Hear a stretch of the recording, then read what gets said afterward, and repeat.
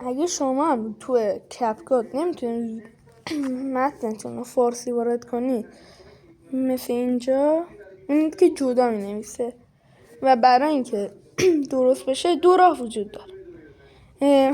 بعد حالا میگید برای کپکات میگه روی اینترنت که من ویدیوشو قبلا تو چنل گوشم بهت حتما ببینید. برای اینکه فارسی بشه دو راه وجود داره، یا زبونتون رو عربی کنید که مشکلی که داره همه چیتون عربی میشه توی کپکات و یکم باید یاد بگیریم تا همه اینا عربی نوشته میشه. یه راه دیگه‌ش هم تو گوگل بنویسید فارسی نویس آنلاین.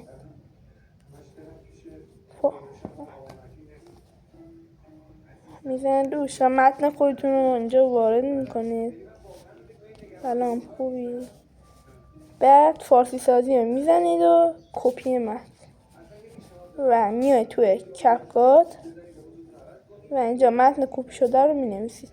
ولی احتمال داره یه جاییش به مشکل بخوره، اونجاها رو خودتون این اینشدی شد میاید و میه رو پاک میکنید و دوباره خودتون جاش مینویسید و میه درست شد.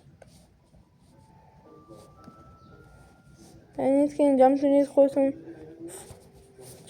چیزاشو عوض کنید.